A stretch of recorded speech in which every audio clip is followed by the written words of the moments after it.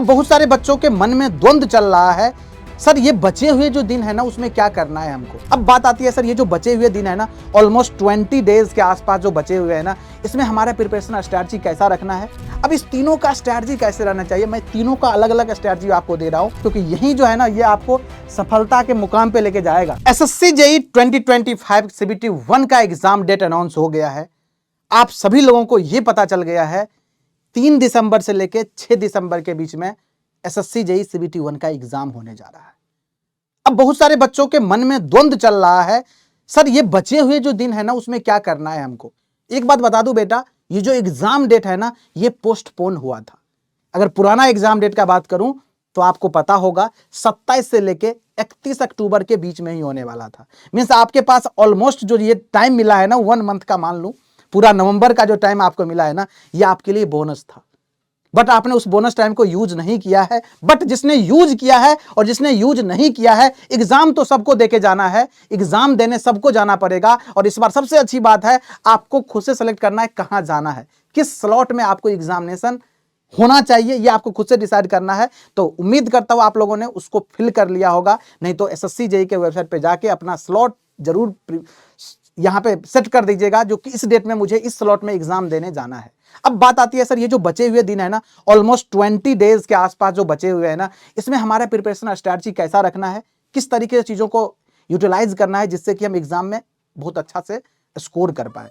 तो आपको बिल्कुल घबराने की नीड नहीं है। यहां पे आप एक बात हमेशा ध्यान रखिएगा, जो एसएससी जेईई सीबीटी 1 का एग्जामिनेशन पैटर्न है उसमें 200 क्वेश्चन रहने वाला है। देखो क्लियरली मेंशन है 200 क्वेश्चन है, टोटल मार्क्स 200 मार्क्स का रहने वाला है। टाइम ड्यूरेशन 2 आवर, मतलब 120 मिनट के अंदर आपको ये 200 क्वेश्चन अटेम्प्ट करना है।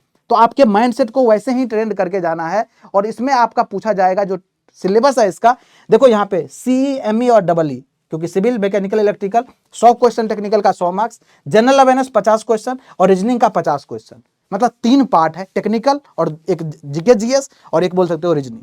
अब इस तीनों का स्ट्रैटेजी कैसे रहना चाहिए, मैं तीनों का अलग अलग स्ट्रैटेजी आपको दे रहा हूं। बस इस तरीके से ये बचे हुए दिन में चीजों को एग्जीक्यूट करना है। बिलीव मानो, जो बच्चों ने एग्जाम क्रैक किया है उनसे मैंने डिस्कशन करके, उनसे बात करके ही ये स्ट्रैटेजी मैंने आपको दे रहा हूं। चलिए स्टार्ट करते हैं। अगर मैं सबसे पहले बात करूं तो रीजनिंग जो कि 50 नंबर का होता है, यही डिसाइडिंग फैक्टर होता है सीबीटी 1 में आप कट ऑफ पार करोगे या नहीं करोगे। 50 मार्क्स और यहां पे स्कोर करना बिल्कुल आसान होता है, बट कैसे करना है ये ध्यान सुनेगा। सभी चैप्टर को ये जरूर एक बार रिवीजन करें एज पर सिलेबस, जो सिलेबस में दिया गया है उसके अकॉर्डिंग सारी चैप्टर को एक बार रिवाइज करो। और साथ में पीवाईक्यू क्वेश्चन प्रैक्टिस जरूर करें, प्रीवियस ईयर क्वेश्चन प्रैक्टिस जरूर करना है, इस बात का भी ध्यान रखना है। जो चैप्टर टफ लग रहा है उसको बेसिक से प्रॉपर टाइम देकर के सीखे। कोई भी कॉन्सेप्ट हो सकता है डिकोडिंग का, कोडिंग का, यस नंबर सिस्टम का, जो भी आपको टफ लग रहा है उसको टाइम देकर के उसका ट्रिक कैसे है, सर कैसे सोल्व कर रहे हैं, और इसके लिए आप यूट्यूब का भी सहारा ले सकते हैं। इंग्लिश वाला टीम हमेशा आपके लिए कुछ ना कुछ प्लान करती है, डेफिनेटली ये आपको काफी ज्यादा मदद करने वाला है। इंपोर्टेंट टॉपिक को मल्टीपल टाइम्स रिवीजन करें। जो इंपोर्टेंट टॉपिक है, जो बार बार पूछा जा रहा है, उसको तो जितना बार रिवीजन करोगे उतना ही ज्यादा बेनिफिट देने वाला है आपको। ये हो गया रीजनिंग का 50 नंबर, और इसमें से आपको 40 प्लस एनी हाउ स्कोर करना है। अच्छे बच्चे ऑलरेडी 45 प्लस स्कोर कर रहे हैं, सारे बच्चों को 40 प्लस करना ही है। इससे ज्यादा जितना करोगे उतना ज्यादा आपके लिए बेनिफिट रहेगा। फिर मैं बात करूं जीके जीएस, सबसे बोरिंग वाला पार्ट। यस, मैं भी समझ रहा हूं, आप भी समझ रहे हैं। इसमें क्या है, जिनकी ये सब्जेक्ट कमजोर है, सबका ही कमजोर होता है सर, इस वीडियो के नीचे बताइए कमेंट बॉक्स में, आपका भी कमजोर होगा। उसमें इंपोर्टेंट टॉपिक को देख ले। अब ये पता कहे चलेगा इंपोर्टेंट टॉपिक, तो आपको पता है इसमें पॉलिटी पूछा जाता है, इसमें हिस्ट्री पूछा जाता है, इसमें जनरल साइंस है, इसमें इकोनॉमिक्स है। यस, ये सारी चीजें हैं। देखो मैंने लिखा है हिस्ट्री, पॉलिटी, ज्योग्राफी में ट्रिक्स का उपयोग करें, और ये ट्रिक्स हमारी फैकल्टी, हमारी इंग्लिश वाला की टीम यहाँ पे बताती है। यूट्यूब पे आप जाके सेशन में देखोगे तो आपको पता चलेगा। फिर मैं बात करूं करंट अफेयर्स में, मंथली मैगजीन रिवाइज कर ले, पीवाईक्यू जरूर प्रैक्टिस करें with detail analysis. Previous year question practice करना जरूरी है, आपको नेचर पता चलेगा। देखो क्वेश्चन तो आएगा नहीं इसमें, बट नेचर पता चलेगा किस तरह के क्वेश्चन फ्रेम किए जाते हैं। बाकी डेली सेशन चलता है, अब कंटिन्यूअसली अपना ये डेली वाला शो वाला सेशन है उसको कंटिन्यू करो, और जो जो प्रोवाइड कर रहा है वहां पे उस सारी चीजों को फॉलो करना सीखिए। फिजिक्स के न्यूमेरिकल की प्रैक्टिस जरूर करें। फिजिक्स का न्यूमेरिकल करना इसलिए जरूरी है क्योंकि as it is question formula based exam में आएगा। यस इसके बाद daily fact and exception is very important for exam. Chemistry में और बायोलॉजी में बहुत सारी चीजें होती है जो डेली फैक्ट से जुड़ा हुआ होता है, केमिस्ट्री में एक्सेप्शन होता है, इसको रिवाइज करना बहुत ज्यादा जरूरी है। This is very important. इसमें आप यूट्यूब का मदद ले सकते हैं, यूट्यूब का सहारा लो। आप जहां पे अच्छे से चीजों को ऑब्जर्व कर पाते हो, सीख पाते हो, वहां पे जाइए और चीजों को सीखना स्टार्ट कीजिए, ये बहुत जरूरी है। अब तो ये बात होगी 50 मार्क्स का, ये भी है 50-50 नॉन टेक वाला पार्ट हो गया, लेकिन अब मेन युद्ध है स्टार्ट। अब बारी आती है सर टेक्निकल में क्या करना है। तो देखो टेक्निकल में मैंने बोला है डेली कॉन्सेप्ट रिवीजन करना है आपको, डेली मींस डेली। अब इसको सब्जेक्ट वाइज डिवाइड कर लेना है, क्योंकि जैसे अगर मैं बात करूं इलेक्ट्रिकल का कोई बंदा है तो इलेक्ट्रिकल में 5 सब्जेक्ट पूछे जाते हैं आपका टेक्निकल में। क्या सर? एक बेसिक इलेक्ट्रिकल, एक basic electronics, machine, power system, measurement, utilisation, estimation and costing. Total 6 subject है, सॉरी 5 नहीं 6 सब्जेक्ट है, ये आपका पूछा जाता है। वैसे ही मैकेनिकल में सब्जेक्ट होते हैं, वैसे ही सिविल में होते हैं। तो उस सब्जेक्ट को आप डिवाइड कर लीजिए अपने अकॉर्डिंग। आपको डेली क्या करना है? कॉन्सेप्ट रिवीजन करना है और साथ में क्वेश्चन प्रैक्टिस करना है टाइमर लगा के, ये बचे हुए दिन में। टाइमर इसीलिए बोल रहा हूं क्योंकि टाइमर लगा के जब प्रैक्टिस करोगे ना तो आपको थोड़ा सा उस टाइम बॉन्ड में क्वेश्चन को कैसे अटेम्प्ट करते हैं ये हैबिट डेवलप होगा, क्योंकि एग्जाम में टाइमर का गेम है, टाइमिंग फिक्स रहेगी, उसी में आपको परफॉर्म करना है। 120 मिनट में 200 क्वेश्चन सोल्व करने, दिस इज वेरी इंपॉर्टेंट।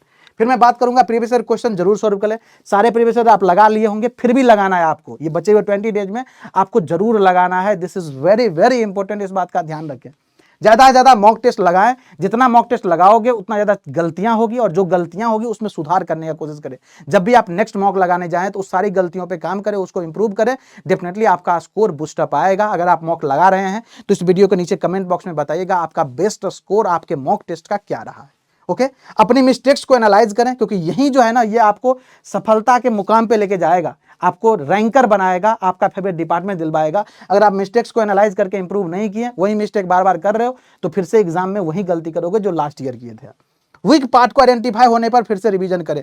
किसी भी सब्जेक्ट में जो चैप्टर जो टॉपिक वीक लग रहा है उसको फिर से टाइम दे करके, देखो अभी इतना टाइम बचा हुआ है 20 दिन में, जो कि आप उसको अच्छे से टाइम दे करके रिवीजन करके उसको अच्छे से अपने कंफर्टेबल जोन में लेकर आ सकते हो। बहुत टाइम है, 20 दिन बहुत होता है, इस बात को ध्यान रखें। यस इसमें आप कर सकते हैं, पैनिक बिल्कुल भी ना करें, इस बात का ध्यान है। अभी जो पेपर हुआ था उससे सभी क्वेश्चन के कॉन्सेप्ट को देख लें। अभी जो रिसेंट लास्ट ईयर जो पेपर हुआ है, यस उसको देखिए एक बार, और जिससे कि आपको ये आइडिया लगेगा जो आपको कौन कौन से टॉपिक से कौन कौन सा कॉन्सेप्ट इंपॉर्टेंट है, ये आइडिया लग जाएगा।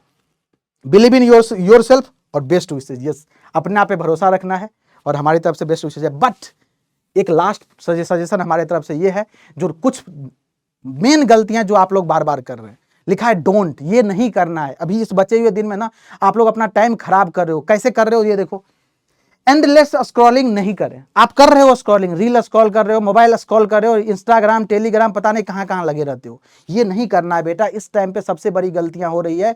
अगर आप कर रहे हैं तो छोड़ दीजिए इसको। आपको अपने कॉपी का पेज पलटना स्टार्ट कीजिए, लिखना स्टार्ट कीजिए, रिविजन करना स्टार्ट कीजिए, मॉक टेस्ट देना स्टार्ट कीजिए। दिस इज वेरी इंपॉर्टेंट, और यही एग्जाम में सिलेक्शन दिलवाएगा, ये नहीं दिलवाएगा आपको।